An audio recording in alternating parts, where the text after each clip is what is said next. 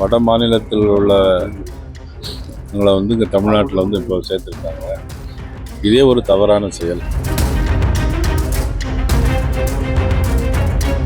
இந்த ஆட்சி மாற்றம் வருவதுங்கிறது உறுதி.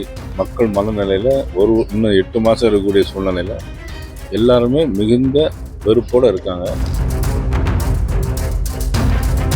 பெரிய பெரிய போலீஸ்காரங்களை மட்டும்தான் பாதுகாப்பு, டிஜிபி லெவலில் தான் பாதுகாப்பு. வட மாநிலத்தில் உள்ளவங்களை இங்கே தமிழ்நாட்டில் இப்போ சேர்த்துருக்காங்க. இதே ஒரு தவறான செயல். இதையே மிகப்பெரிய இதுவும் ஒரு ஊழல் தான். நீங்கள் மேற்கு வங்காளத்தில் மாதிரி இங்கே நினச்சிட்டு இருக்காங்க. இங்கே 7 லட்சம் பேரில் எவ்வளோ பேரை சேர்த்தாலும் சரி, இந்த ஆட்சி மாற்றம் வருவதுங்கிறது உறுதி.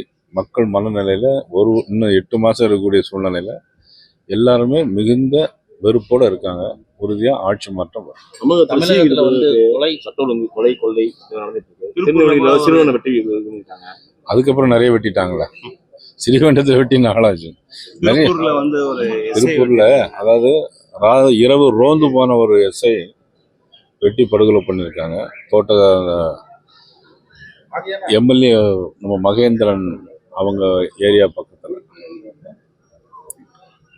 போலீஸ்காரங்களுக்கே பாதுகாப்பு இல்லை. பெரிய பெரிய போலீஸ்காரங்களை மட்டும்தான் பாதுகாப்பு இருக்குது. டிஜிபி லெவலில் தான் பாதுகாப்பு இருக்குது. முதலமைச்சர் பெரிய வருத்தம் என்னன்னா, முதலமைச்சர் இதை பற்றி கண்டிக்கவே இல்லை. ஒரு ரிவ்யூ மீட்டிங்கு எதுவுமே போடலை.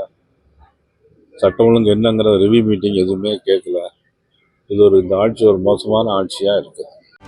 செய்திகளை உடனுக்குடனும் துல்லியமாகவும் தெரிந்து கொள்ள சப்ஸ்கிரைப் பண்ணுங்க.